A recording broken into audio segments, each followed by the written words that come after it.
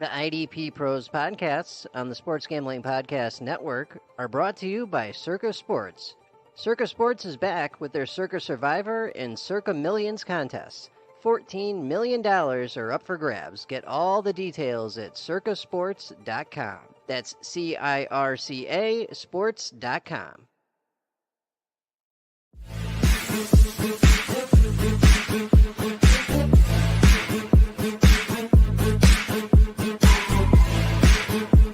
And so, the IDP Pro Manager Pod is a proud member of the Sports Gambling Podcast Network, home of the hottest, smartest, and fastest-growing sports gambling and fantasy football providers in professional sports entertainment to date.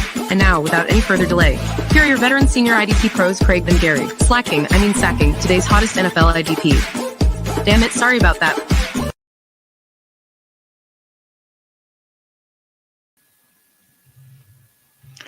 Hello again, everybody. It is Friday, July 14th, 2023, and you are with the IDP Pros Managers Podcast. This is episode 20. We reached the big 2-0, and we're going to be discussing the AFC South stock reports, veteran players trending up, trending down, how things are looking there as we get closer and closer to training camps. But with me, as always, every week, Gary, the IDP tipster.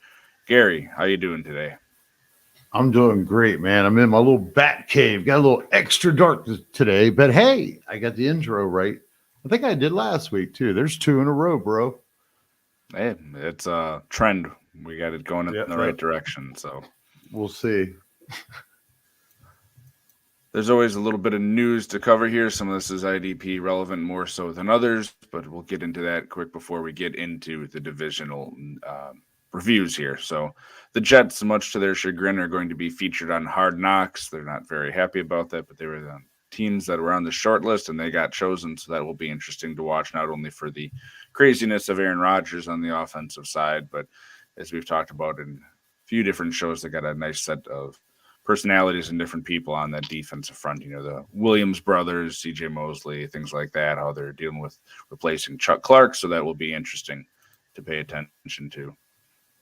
The Washington Post reports that legal issues between the NFL and representatives for the Washington Commanders owner, Daniel Snyder, threatened to complicate the approval and closing of his $6.05 billion sale of the franchise to a group led by Josh Harris.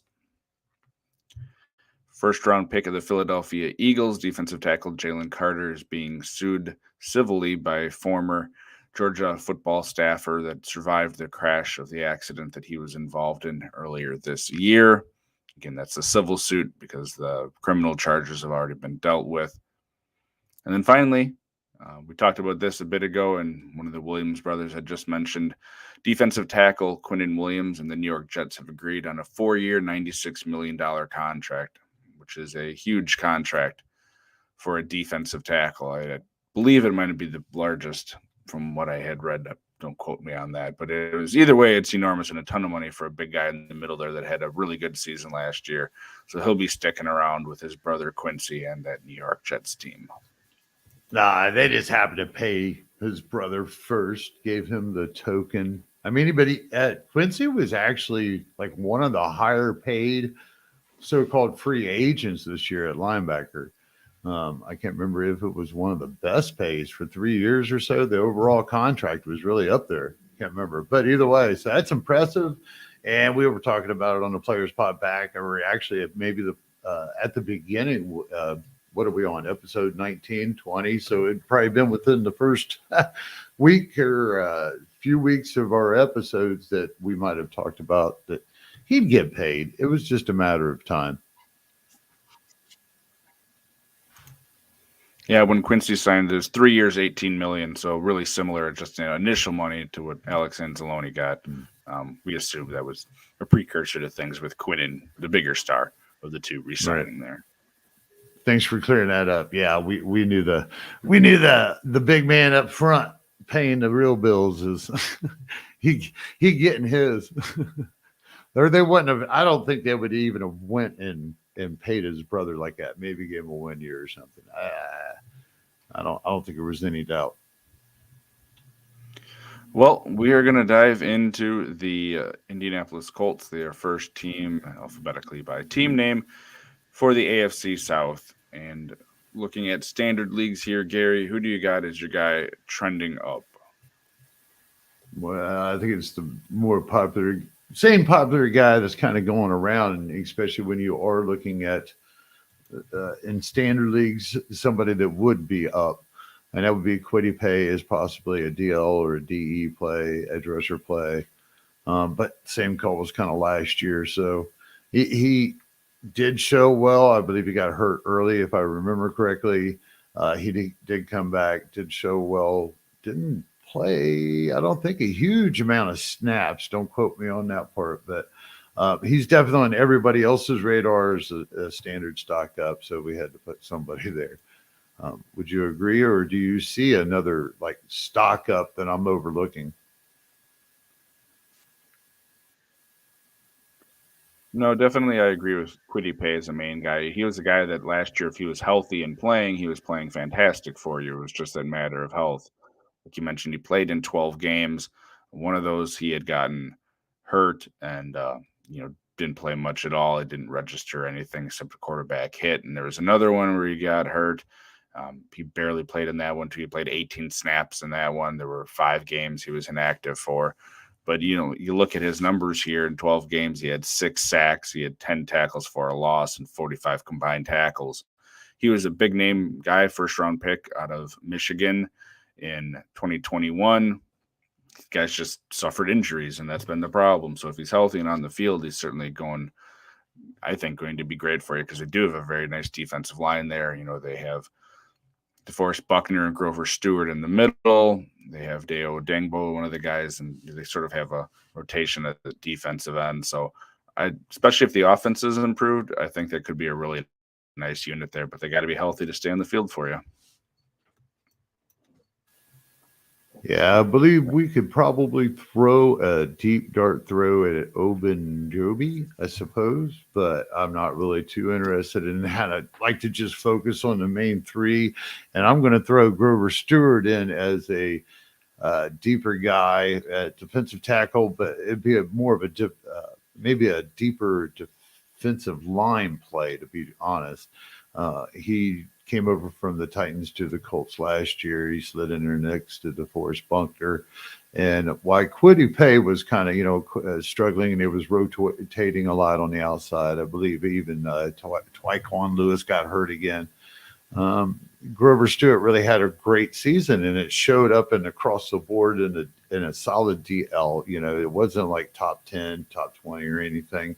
But I think in a deeper format, as stability-wise, he's definitely a good DL2 option. And we'll start looking at the guys that we are maybe down a little bit more on in standard and deeper leagues right after this.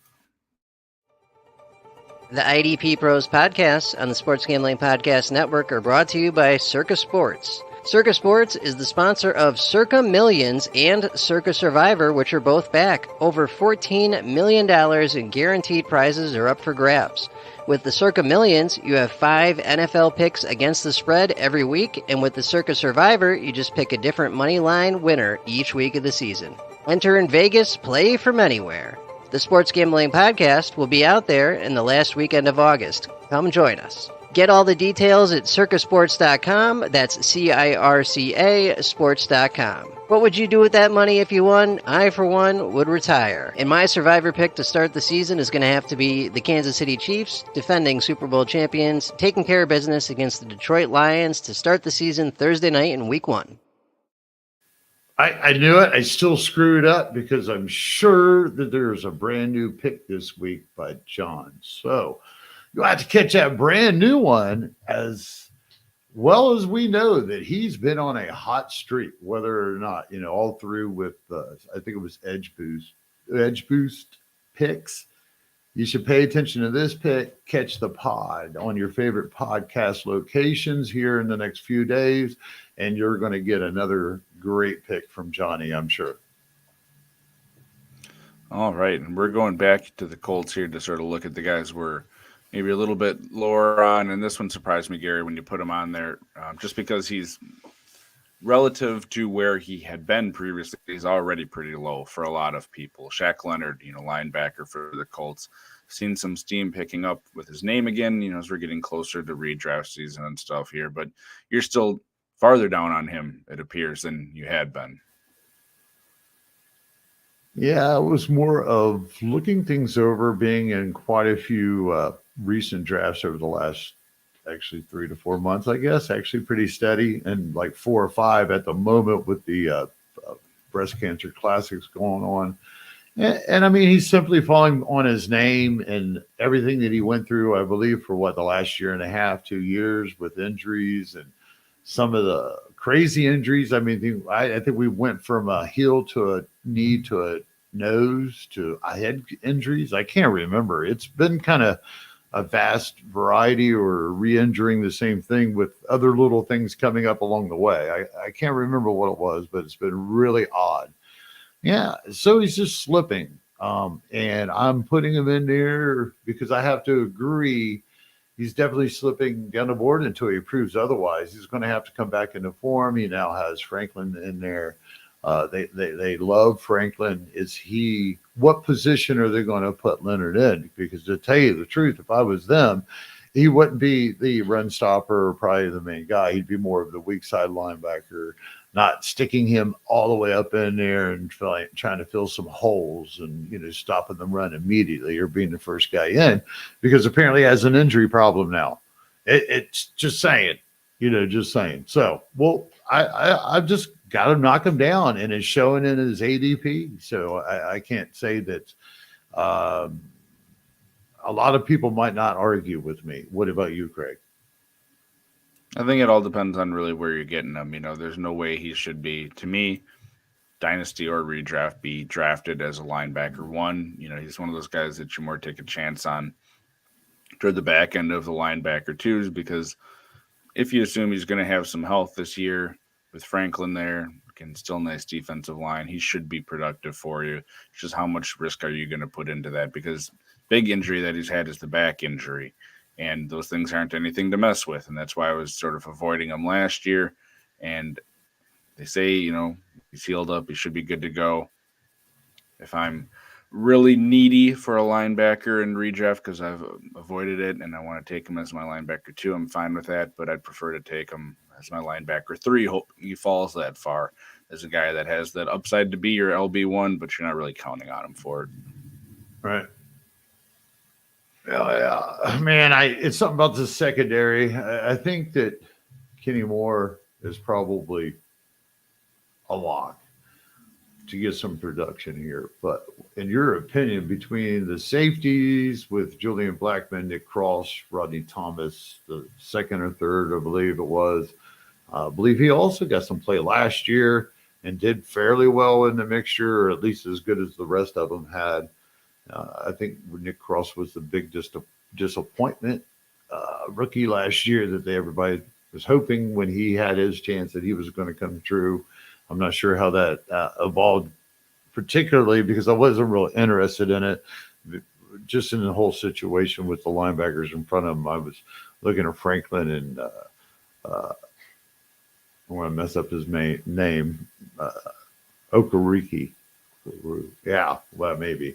So how do you see this secondary from an IDP standpoint? If you're trying to target anybody as a defensive back, I'll just be as general as possible on that. Who would you favor?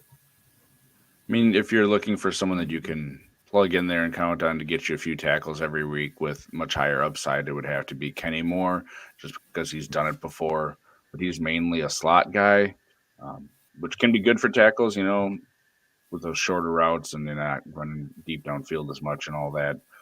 They have a whole bunch of rookies and then, second-year cornerbacks that are looking like they're going to probably start at this point, and there's nothing wrong with using those guys as streamers if that's something that you're into, because if you think that the offense is going to improve, teams are going to be throwing against them more, those guys are going to get targeted, rookies get targeted anyway, so not a bad dart throw there, but no one I'm looking at drafting right now for the cornerbacks. If I had to take one, the most veteran safety that they have at this point is Julian Blackman. He's going into his 4th year. His big problem is he hasn't been able to stay healthy. 15 games, 6 games, 14 games. Now everyone misses a few games here. But you talk about safety size, he's a little bit smaller than you'd project for looks like he's going to be switching to more of a strong safety role this year with the way things are going right now. You sent an article out about that. And, he's 6 foot, 185 pounds ish. Hope he stays healthy. I don't wish injuries on anyone. And if he does stay healthy, he's playing that role. He certainly sounds like he has that attitude to go out there and be hitting people and getting the team excited and be a leader back there, which would be great. So probably him, but it all depends too where in drafts that he's going to go. And if the other two are fighting for that free safety spot, I don't really have as much interest in them right now. Nah, I'm just avoiding most of it, I believe. Fair. Unlike Travon Walker with the Jacksonville Jaguars, man. I love it, and he's blended best balls, and I believe even perhaps some all IDP best balls and redraft type drafts. Travon Walker is a linebacker / DL. As long as he's got some kind of DL, attached to him, I'm all in. He only had like 3.5, 4 sacks, if I remember last year, but I loved his combined tackle amount. I think that showing that he can get in there and make a tackle is just as important as getting after the quarterback his first year in the league. And he applied plenty of pressures for, supposedly being a raw prospect, So I love it that I'm getting him later in drafts. I love his upside in standard leagues within a range. I mean, only thing he really has to do is maybe double those sacks or even approach double digits. And you put it with what? 45 tackles? Don't quote me. I think he might have been close to 40 last year. It was almost 50 combined, yeah. Okay, that's so. Yeah, anything. So double the snaps, get to double digits. In his second year for a raw prospect, supposedly learning off of Josh Allen, which completely last year. I've said it before, between him and Burns, they was both, I believe, drafted within the same year or two, and one of them had to stand up beyond the other, and it was not Josh Allen. So I in standard leagues, I got to mention that he is definitely down. He might still be a deeper option, but standard leagues, you might as well forget about him. How do you feel about their pair of edge rushers down there in Jacksonville? I'm a little bit more excited about Josh Allen than you are probably. I think people are just down on him because he had that great first year and then he had a really bad second year. But the past 2 years have kind of evened out, and I think you know what you're getting with him as a baseline at this point. The past 2 years he had 7.5 and 7 sacks, 71 and then 57 combined tackles, 12 and 11 tackles for a loss. He has a young, like I said, promising edge rusher across from him. I think you can probably ballpark that, average it out to kind of expect what you're going to get if he's healthy this year. And if you have that as your DL2, I think you'd be all right most weeks. Again, would you love to have it as your DL3, your bench guy? Yeah, probably. Or as your edge rusher 3, certainly. But if you're at that back end of edge defensive lineman 2, going into 3, and you grab him, again, you know what you're getting with him, I feel, and then he has room for upside based on what we've seen before. The big concern with him after his first 2 years were those tackle numbers, which have gone up. And sacks, we know, year after year, if you get about the same, that's probably what you're going to do, sort of like Cameron Jordan. So is he ever going to be a top 5, top 10 guy regularly in the league? No, and I think that's what people are expecting after that first year, which is why I think a lot of people are down on him. But I also don't mind what I feel is consistency that you can expect out of him. So, and 3 out of his 4 seasons are better than anything that Walker's done this far. I know Walker's only been in the league for 1 year, but I would, if I'm putting my money on one of them to have a year that I'd be happy with, it would probably be Josh Allen over Travon Walker. Dynasty, it's probably The IDP Pros podcast on the Sports Gambling Podcast Network is brought to you by Underdog Fantasy. Best Ball Mania 4 is here, and Underdog Fantasy is giving away $15 million in prizes. Underdog Pick'em is also a great way to get down on your favorite Major League Baseball and college baseball player props. So many ways to win over on Underdog and active in so many states. Head on over to UnderdogFantasy.com and use the promo code SGPN for a 100% deposit bonus up to $100. That's UnderdogFantasy.com, promo code SGPN.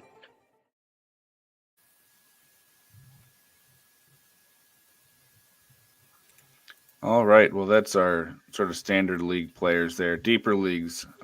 You got one of my favorite guys listed here from back when he was a prospect, Andre Cisco. You got listed here. What do you like about him? Well, I believe he's going to have, coming into a second year, I believe it is third year. I believe this is his third year. Yep. Yes, he's more set up to be acclimated with the system, getting more full-time play, starting out the year as a full-time player, and in a deeper format. I mean, I believe he was approaching DB1 numbers quite a few times. Yeah, it's just that his time on the field is increased as the starting box safety, and I know he's got some competition amongst that great-looking linebacker core. But as a secondary and a deep format, I'm peppering him. I'm using them in that DB2 to DB3 range, but then in deeper formats, if it's hard to get them.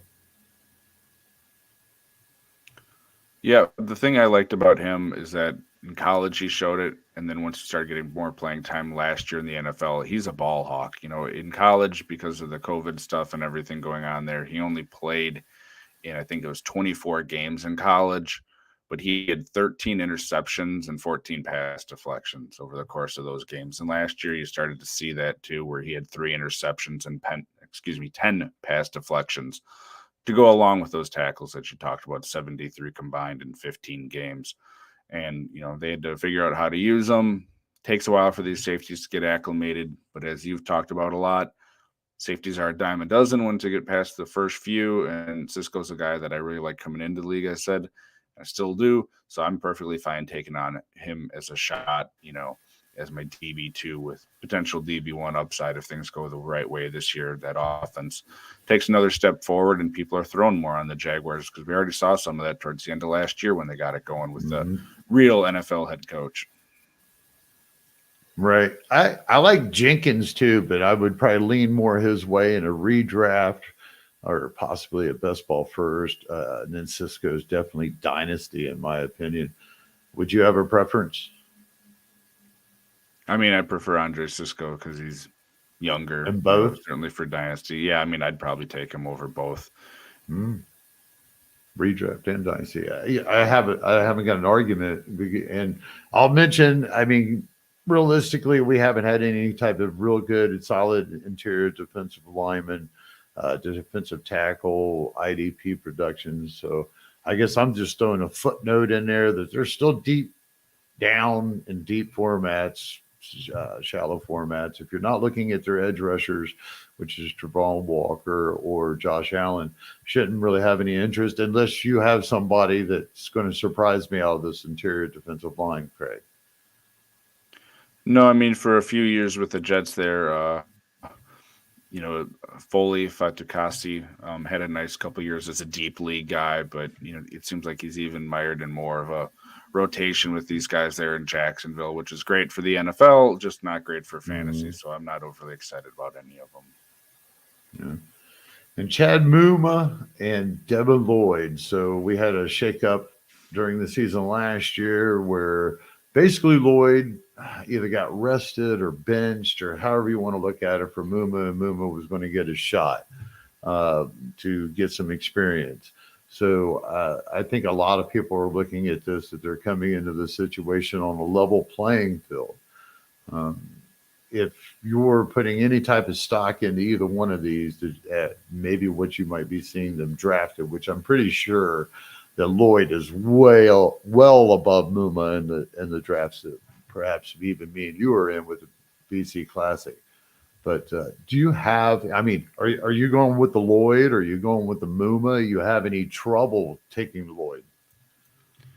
No, I mean, Lloyd was the first round pick. They invested more in him. He's going to get the shot. And, you know, if you think short term and long term, he's probably going to be there for a while, you know, at least the next 3 years, you would think. And Muma's more of a deep target, or preferably dynasty target, because I don't know, with the way that team is going, you know, they're going to end up having to pay some of these guys like Trevor Lawrence some more money coming up here a lot sooner than people would hope. Chad Moom is probably going to be cheaper than keeping, I forget his name now, the linebacker. That they have signed for a year. Yeah, he's signed for a year or two more. And again, maybe they do re-sign him, but with the money that they paid him, I think they can probably better spend that elsewhere if these other two start taking a step forward. So I'd more think that Muma's going to be a guy to target if these guys get hurt or as a long-term guy, but I can't see them just giving up on Devin Lloyd after 1 year. When you see a lot of times these rookies, they hit a wall, they get tired at the end of the year, and I think that's part of what happened last year with Devin Lloyd. Oh, yeah. Hey, he took on a lot. That's a lot to ask a guy to step in. And, you know, and he performed. I mean, he was a darling at the beginning of the season. Everybody was ecstatic with Lloyd, you know, in his production. And then because nobody was getting anything out of what? Nakobe Dean? What the hell happened to him, right? So everybody was all excited, and Lloyd, like, hit the wall. Yep, but it was nice to see out of Chad Muma what people were hoping, because you know how raw they said he was coming out of college. He showed that he can play, which was nice to see, and a great situation for the Jaguars to have. Mm-hmm.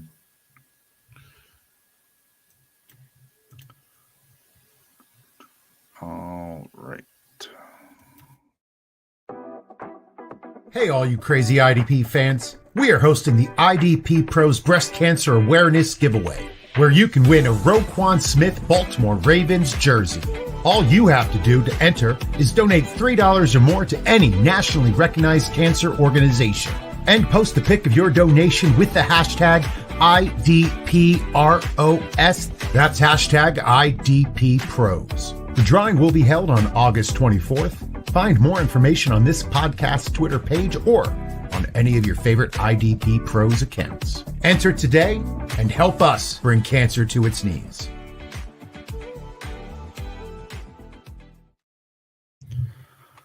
All right. Well, we got the Houston Texans coming up here, and it's a much maligned Houston Texans.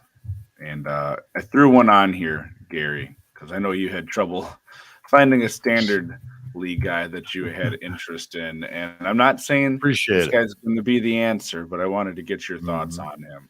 So Jonathan Greenard, you know, he was a darling 2 years ago when he started 12 games. He had 8 sacks, 9 tackles for a loss, 33 combined tackles. So more of a big play type of guy. Let some people down last year if they were drafting him hoping to get something similar. He only played in 8 games, which is part of it, but wasn't overly productive. Plus, they had a rotation out there. My thinking with this is, all right, people have soured on him because of last year. He's going way late if he's going at all in these drafts. He's probably the second best edge rusher they have right now, besides Will Anderson, who we know is going to be on the field. Their head coach is DeMeco Ryans, comes from the 49ers, knows what it's like and how important it is to have a good defensive line. If you're getting him at the very end of drafts, or if you're getting him free off waiver wires, do you think he's a guy that could refine some of that magic that he had a couple years ago with where his value is at right now? Yeah, I was in the same boat with everybody else, or when everybody was, you know, thinking that last year that he might come in and, you know, break out or break up, however you want to look at it, because he had some momentum.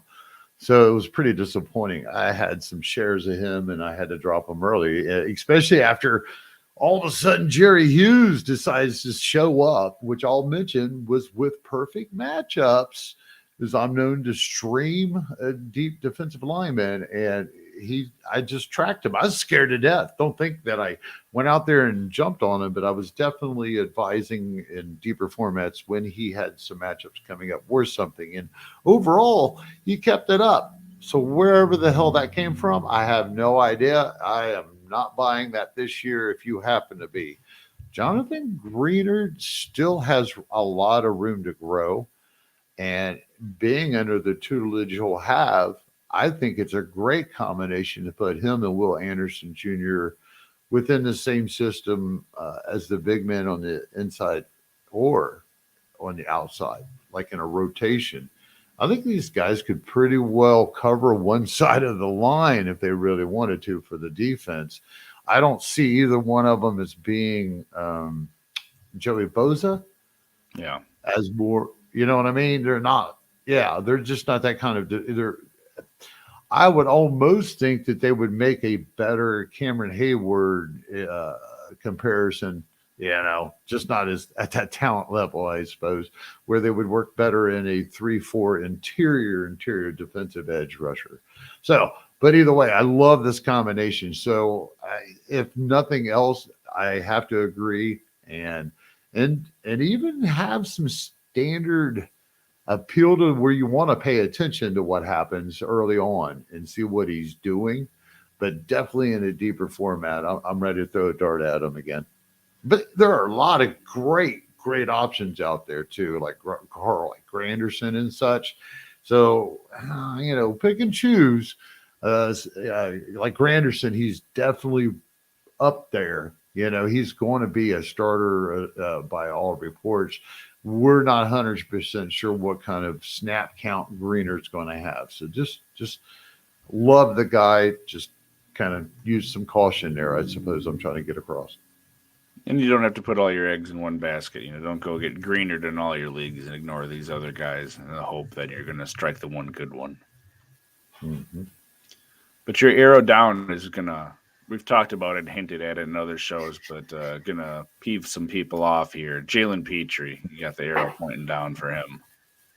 Put him up. I know everybody wants to probably take a swing at me because we've had a lot of guests on the Players Pod, and a lot of people know Petre's, he's just an average, below average, if I remember right, guy type when it comes to grading.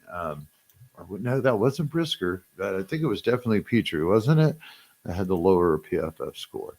And quite frankly, I mean, the whole situation, who cares? The guy produced last year. He came in as, I believe, a rookie, right? And he got the job done. But they've made a few adjustments, and you've already hit on that with the new coaching staff. And I just don't think that I can not go into the season without thinking that he's going to regress some in production. If things go right, he shouldn't. He is productive IDP wise and statistically wise. There should be some going to Christian Harris or Christian Kirksey, Desmond Perriman. That's why these guys were kind of brought together at this situation. Perriman was brought in too. I don't know. I'm not falling in love with the idea that Pitre can maintain the level of play that he had his rookie season. I don't know if he could do it for the next couple of years. It really depends, unless he really improves on the field. Thoughts? Yeah, I mean, he did all right for a rookie in a bad situation. But to your point, there's going to have to be improvement for him. When you're looking at those grades, he was for PFF, for people that put stock in those or how much stock you want to put in those. He was a 54.7 overall.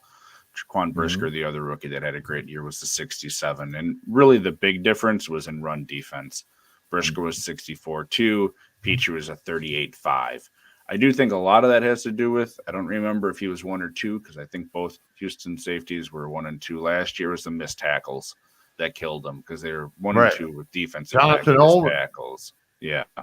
Right. And, passer rating, he had a 111.1 passer rating allowed. You're going to have to improve on that to stay as a safety in the NFL.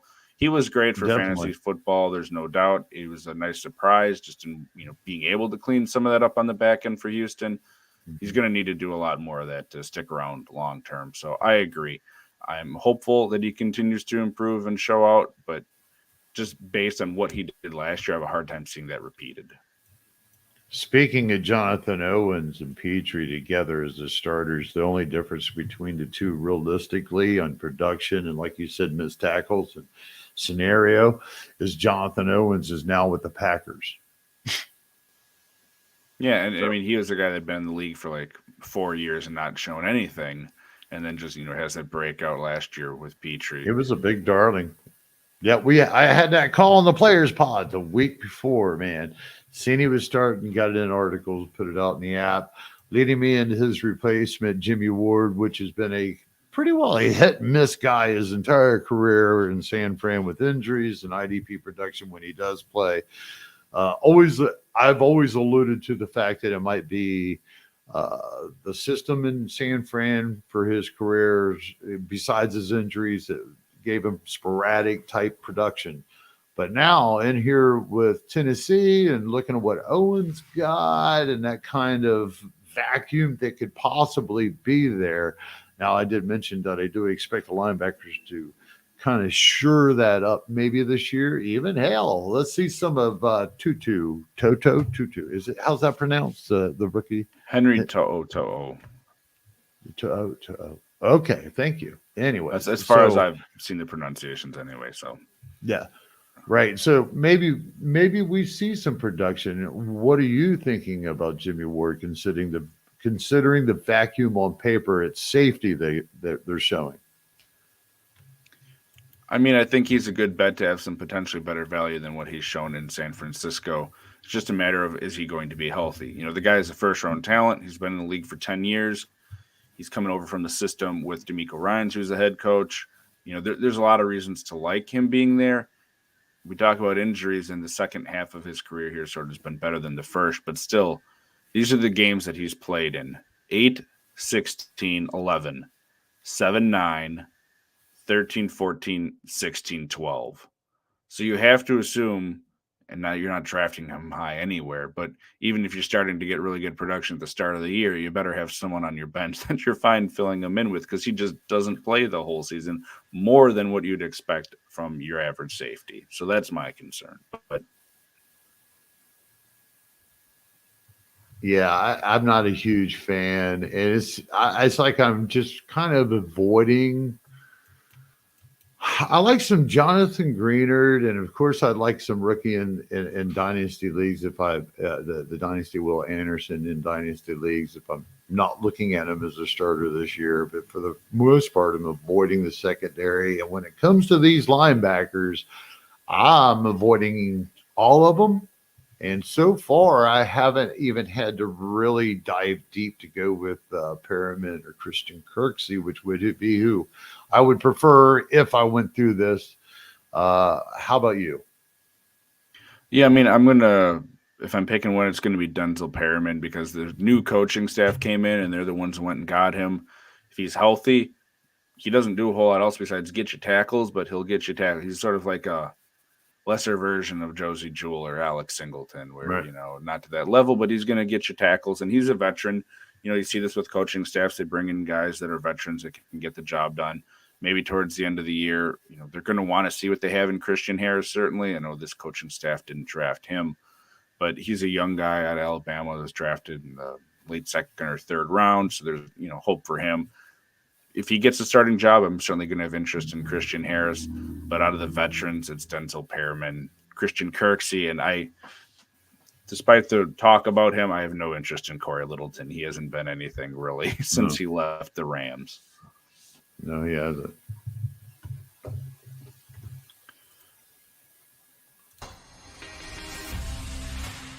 What good is fantasy football content if it doesn't cover both sides of the ball?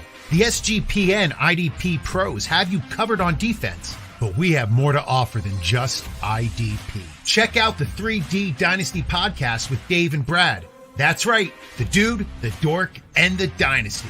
And follow that up with Heroes and Villains, featuring Justin Bruni and Andrew Robb. All of the SGPN fantasy football podcasts pride themselves on their actionable content. They bring the research and analysis you need to win your leagues. So help support SGPN and download the SGPN app and catch all of our premium fantasy football content.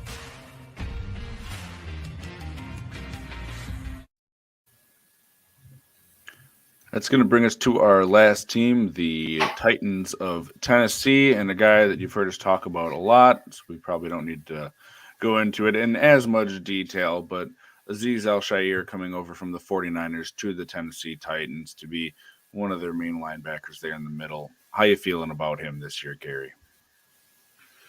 Probably like every veteran manager or novice manager, or even beginner, that's probably jumped into IDP over the last 3 or 4 months when he signed with the Titans and it kind of broke out there. Excited. The guy's got probably, I'm going to take a stab at top 26 potential inside linebacker production. I mean, he's definitely within the top 32. He's got Monty Rice sitting there next to him, which is another deeper type breakout call that you could make. We have a lot less sample of him, where Al-Shaair, he was with the 49ers and he got a chance to get to play between Greenlaw and Fred Warner. He was just outstanding. He held his own, especially not last year, which this is why he's considered a sleeper this year. Last year, he didn't. Greenlaw and Warner pretty well stayed healthy, so he didn't get shit for playing time. So we have, a lot of people have forgotten who he was. But the year prior, and I believe in the year prior to that, he did get quite a bit of playing time, and he really showed out.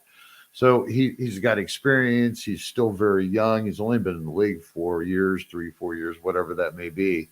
And he's just going to step right in there with experience of running a defense, actually, and be able to take this defense over with probably, I guess, Monty Rice, assumingly, if things work out, which he was the second-year pick a couple of years ago. He just hasn't been able to stay healthy until last year.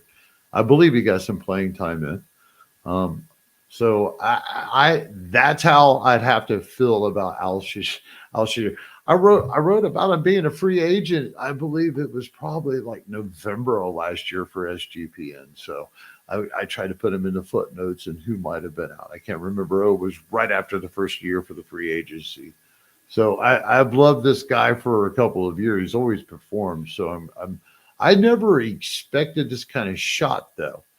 I mean, I expected him to be able to sign and compete. So to end up almost like Fabio or Karake and landed with the Giants, where it's assumed he's going to be the guy running the defense off the top, no competition, cut and dry. I think that's kind of the assumption here with the Titans.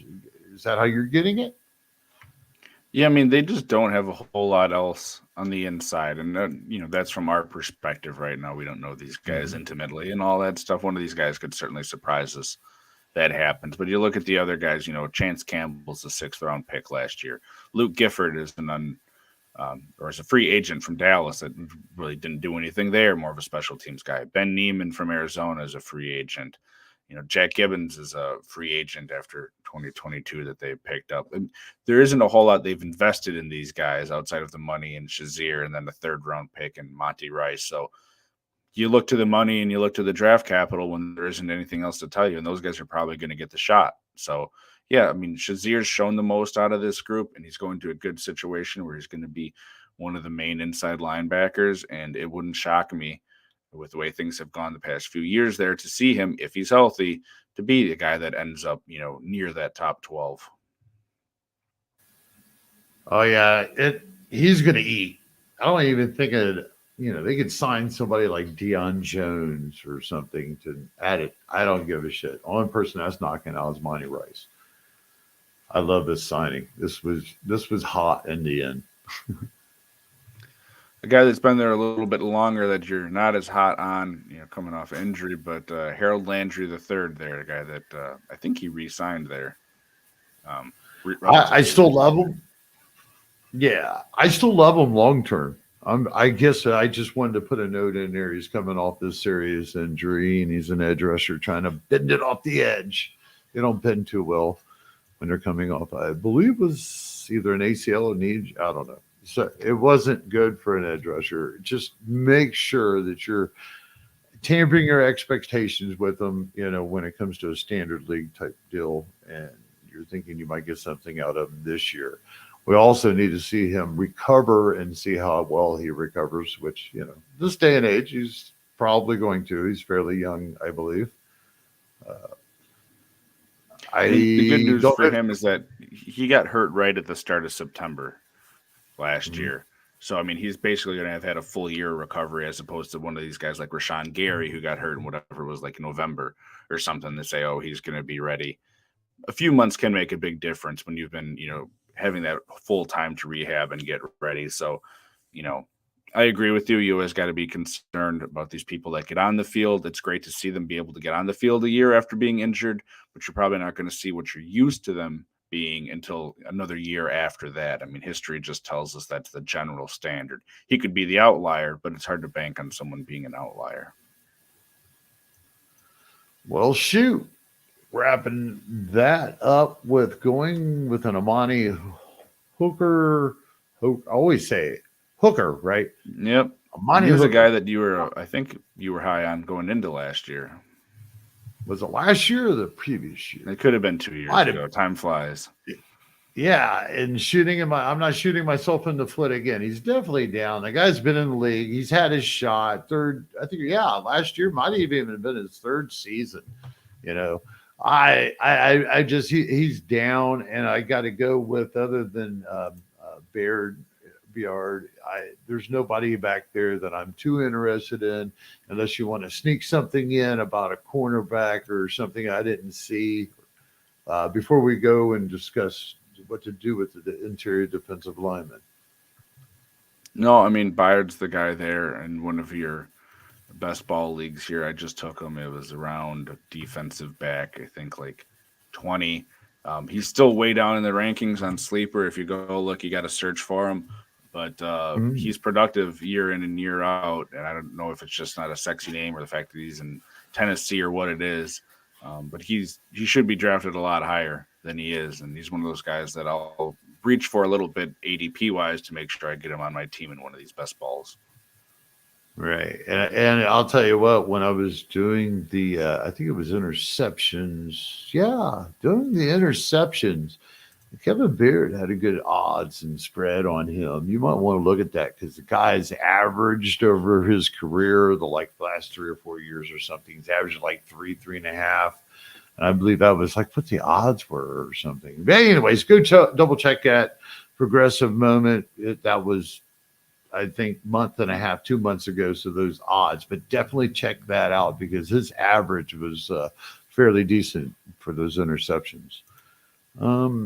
And then pivoting to the fact of Jeffrey Simmons, Tart, and Autry all on the inside of here. Like I said, I'm already thinking that Landry is going to come in, slow. And you said the same. That was needless to say. The rest of these guys Simmons was stifled last year. I think Autry did all okay, held his own. But across the board, even including Landry, but more of the interior defensive linemen, I think we don't have anything to worry about Simmons. But do we potentially have more coming out of here than meets the eye in the long term, especially if you're talking like a upward with Autry in deep leagues? I kind of doubt Dart if he's nose tackle. But I wanted to ask you what your thoughts were, besides Simmons, unless you disagree with him. No, Simmons, I mean, I've loved Simmons as far as a value since the NFL draft. He fell because he was injured and because there was some off-the-field stuff that ended up getting cleared up. But he could have been a top 5, top 10 pick that year, and I think he fell into either the late teens or early 20s. And, he's shown in the past few years without a whole lot of help. Autry's been all right there as far as a pass rusher next to him. you kind of know what you're getting out of him. You're not getting a whole lot of tackles, and you're getting some decent pass rush stats. So, Autry will probably give that to you again if he's healthy. Last year in 12 games, 8 tackles for a loss, 8 sacks. Not too bad, but it's the 27 tackles that hurts you. So if you're big play league, certainly late round defensive tackle or defensive lineman, he's a guy to look at. But I still love Jeffrey Simmons and think he's going to have a breakout year. He'll probably never end up being a Quinnen Williams type of player, with how well he did last year, but he could get close to that, certainly, if they improve things next to him a little bit. Yeah, I don't think he's quite done. He's too young to be done, I hope. No, I mean, he can hit double-digit sacks, certainly. I mean, it's like 8.5, 7.5 the past 2 years, something like that, and he missed a few games last year. So he can hit that, and like I said, he gets you those tackles too. If I had to go across my leagues, he's probably one of my top rostered defensive linemen, just because, he hasn't had that one huge year. He doesn't have that necessarily name recognition. But talent-wise, he's right up there, and I think he'll get there too.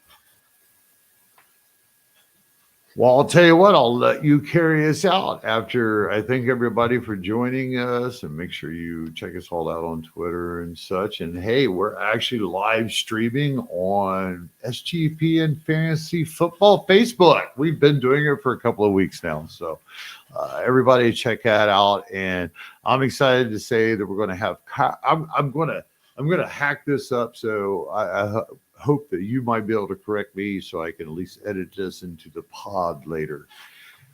Kyle Belfuel at Fantasy Football Guys, formerly of the IDP Guys. I don't honestly know. I butchered it myself before, so sorry. All right. Well, hey, I took a swing for it, brother. So anyhow, we're excited to have him on the Players Pod tonight, and we're going to exit left with you, Kraig. Yep. Thanks for tuning in everywhere, YouTube, Facebook, checking us out, getting the links on Twitter. You can find our Twitter handles on here. Gary's isn't up, but of course, what his is at the IDP Tipster. And we'll be back next week. We got one more division, Gary. Only one more. The NFC South. You got those Buccaneers, Falcons, Saints, and Panthers we'll be going over. And, of course, that is 10 a.m. Eastern on Friday the 21st. And in 4 weeks from now, we will be at the Expo in Ohio. So if you're going to that, you can find us there. But thanks, everyone, for tuning in again. We will be back next week, and have a great weekend.